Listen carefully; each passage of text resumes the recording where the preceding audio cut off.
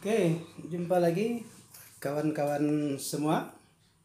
Pada malam hari ini saya akan coba ulas sedikit tentang darurat sipil yang diterapkan oleh pemerintah Indonesia yang juga berdampak kepada pemerintahan daerah-daerah, terutama di daerah kita masing-masing. Hari ini tanggal 1 April 2020 tak bertepatan dengan hari Rabu, dimulai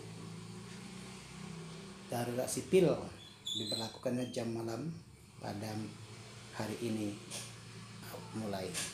Baiklah guys, ini merupakan keputusan yang bijaksana dari pemerintah Republik Indonesia untuk memutus mata rantai daripada penyebaran coronavirus atau dikenal dengan COVID-19. Tentu akan banyak cerita-cerita yang akan kita rasakan ke depannya, yang mana penerapan jam malam dimulai pada hari ini Rabu 1 April 2020 untuk diterapkannya jam malam, yaitu berupa pelarangan kegiatan atau beraktivitas di atas jam 9 malam kalau tidak ada suatu urusan yang sangat penting dan sangat mendesak terhadap kebutuhan kita, terhadap kesehatan kita dan terhadap nyawa kita. Begitu kita coba untuk patuhi ajakan dan anjuran pemerintah ini demi kebaikan kita bersama, dan jangan kita terlalu memperdebatkan diri sehingga kita mempertaruhkan diri kita sendiri untuk keluar malam. Dan tentu suasana yang mencekam atau bagaimana berita-beritanya ini akan sangat bervariatif di antara kita masing-masing. Kisah diberlakukannya jam malam ini saya mendengar dari datuk-datuk dan nenek-nenek saya dulu, yang diberlakukan jam malam oleh pemerintah kolonial Belanda dulu. Dan ceritanya itu dari datuk dan nenek saya itu cukup sekali membawa dampak yang mencekam, sangat mencekam, karena pemerintahan Belanda ingin kita aman, ingin kita tentram, tapi dengan cara membatasinya pergerakan kita. Pada zaman pemerintahan Belanda itu diberlakukan jam malam mulai jam 6 sore sampai jam 6 pagi, sehingga memutus mata rantai pergerakan-pergerakan Republik untuk memerdekakan dirinya pada waktu itu. Tapi cerita yang disampaikan oleh datuk-datuk saya dan nenek-nenek saya dulu mempunyai kemiripan, yaitu dengan diberlakukannya jam malam oleh pemerintah Republik Indonesia, tapi bukan dalam rangka kolonialisme atau penjajahan, tapi demi memutus mata rantai musuh yang tak terlihat oleh mata, musuh yang bersebaran kemana-mana yang tidak terlihat, sehingga kita tidak tahu bagaimana cara melawannya. Dan untuk itulah pemerintah mulai hari ini diberlakukannya jam malam, yaitu sampai dengan mulai dari jam 9 malam, mungkin juga sampai jam 6 pagi karena belum jelas pemberitaannya sampai jam berapa. Yang jelas dimulai pada jam 9 malam, di mana masyarakat tidak diperkenankan untuk keluar rumah, hanya untuk kongko-kongko, meskipun itu berjalan kaki, naik sepeda motor ataupun naik mobil, apalagi berkumpul-kumpul untuk bercerita tentang segala sesuatunya. Dan ini memang mungkin terasa sulit, khususnya bagi para pecinta domino yang hobi berkumpul pada malam hari. Ini akan sangat terasa sulit, mungkin akan terasa menyiksa bagi anda semua, karena anda biasa berkumpul untuk main domino pada malam hari itu. Dan saya kira perlu dituruti anjuran pemerintah ini demi kesehatan kita bersama, demi keamanan kita bersama. Karena musuh yang kita hadapi ini adalah musuh yang tidak tampak atau invisible enemy, it is real enemy, but it is not real enemy because the enemy cannot be seen. Makanya harus hati-hati saudara-saudara sekalian. Ya, cerita mencekamnya ini nanti akan kita lanjutkan lagi tentang kondisi kita masing-masing, bagaimana kebutuhan kita, bukan cuma karena diberlakukan jam malam ini, tapi diberlakukannya libur corona itu sudah dimulai sejak tanggal 16 Maret 2020 dan diperpanjang sampai dengan 19 April 2020. Anak sekolah, perkuliahan, perkantoran juga diliburkan. Dan sebelum saya lanjutkan ceritanya ini, saya pesan kepada YouTuber semua, kepada orang-orang yang menjadi subscriber saya untuk tetap di sini, dan bagi yang belum subscribe silakan subscribe karena ini akan menjadi lahan komunikasi kita kepada kita semua. Oke, perkuliahan online yang kita lakukan sangat membuat kita sedikit direpotkan, sedikit disibukkan, karena perkuliahan yang harus dilaksanakan secara tatap muka itu mengalami value yang sedikit berkurang.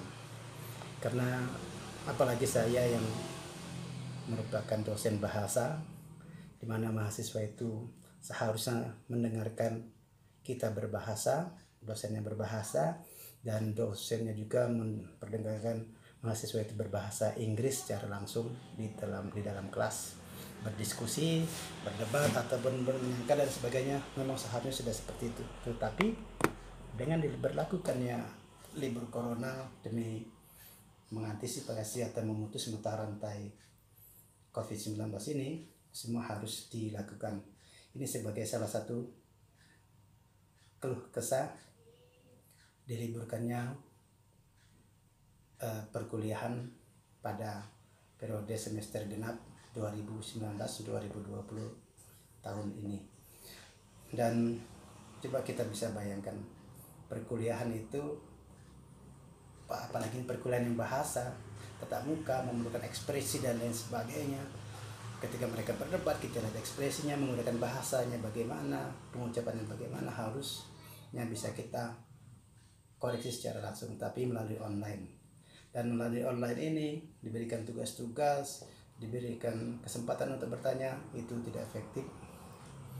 Tapi ya, namanya dalam tanggap darurat, semua itu bisa dimungkinkan dan tidak menjadi kendala yang jelas bagi mahasiswa. Tetap berlaku perkuliahan dan tetap terjalin komunikasi antara mahasiswa dan dosen, serta diskusi dengan menggunakan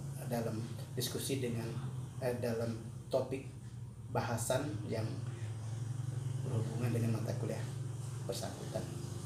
Dan ini baru hal yang pertama, merupakan kekurangan atau kelemahan kita selama mengikuti libur COVID-19 tahun ini.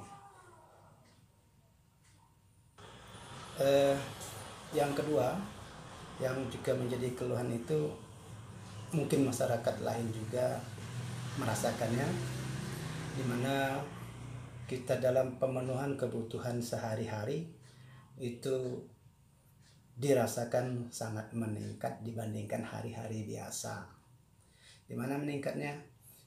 Kita diharapkan untuk harus menyiapkan stok. Oke, baiklah guys. Yang kedua itu dari kebutuhan sehari-hari kita, dari sisi rupiahnya dirasakan meningkat daripada hari-hari biasa, karena kegiatan kita di rumah ini boleh dibilang monoton, sehingga kurang banyak bergerak, sehingga pikirannya selalu ingin makan. Dan tentu makannya itu kan harus berbayar, meskipun harus menekan tombol-tombol di GoFood sehingga ratusan ribu juga kita keluar. Sebagai contoh, dalam sehari biasanya kita hanya 100.000, ini bisa 200, bisa 300.000, karena makanan yang dipesan itu selalu berbeda-beda, selalu saja mempunyai cara untuk mengeluarkan itu. Biar itu yang datang dari kita sendiri sebagai orang tua, atau dari ibunya, atau yang paling dahsyat adalah permintaan dari anak-anak yang beralasan jemu di rumah, ingin ke sini tidak bisa, ingin ke situ tidak boleh karena larangan itu tadi, sehingga alternatifnya hanya dengan cara makan. Nah, ini jadi masalahnya. Dengan melaksanakan makan ini dengan menggunakan GoFood, akhirnya bertambah juga pengeluarannya. Dan tentu begitu pengeluarannya bertambah, penghasilan tentu tidak bertambah, sama saja seperti itu. Tapi ya apa yang mau dikata, inilah yang harus dihadapi oleh kita semua akhir-akhir ini. Semoga apa yang menjadi komplain kita bersama terhadap serangan corona ini akan membawa hikmah kepada kita semua, dan semoga corona 2019-2020 ini bisa kita ambil hikmahnya untuk memberikan manfaat bagi kita, untuk selalu hidup dalam bersih, untuk selalu hidup dalam ketaatan, untuk selalu bersih sebagaimana yang diajarkan oleh agama kita masing-masing, untuk selalu hidup bersih. Terlebih lagi dalam Islam, bahwa bersih itu adalah sebagian dari iman. Dan semoga hadirnya corona ini dengan segala macam duka citanya mampu membawa keakraban kita sesama warga, meskipun tidak akrab secara fisik, tapi kita akrab secara mental. Kita tidak ada mencela lagi, tidak ada saling memburuk-burukkan orang lagi, semua saling mendukung menghadapi musuh yang tidak kelihatan ini berupa virus corona. Kita bersatu dalam doa, bersama dalam usaha, walaupun dalam physical distancing ini kita berjauhan, tapi niat kita bersama untuk sama-sama memutus mata rantai COVID-19. Demikian dulu para sahabat sekalian, dan jangan lupa untuk selalu meninggalkan like, komen, serta subscribe bagi yang belum, agar bisa video saya ini memberikan manfaat untuk kita semua. Dan tetaplah jaga kesehatan, tetaplah bersama dalam memerangi virus yang tidak tampak ini. Semoga kita semua mendapat keberkahan dan diberikan umur yang panjang serta kesehatan yang mantap. Billahi taufiq wal hidayah. Wassalamualaikum warahmatullahi wabarakatuh. Bye bye. Thank you for watching.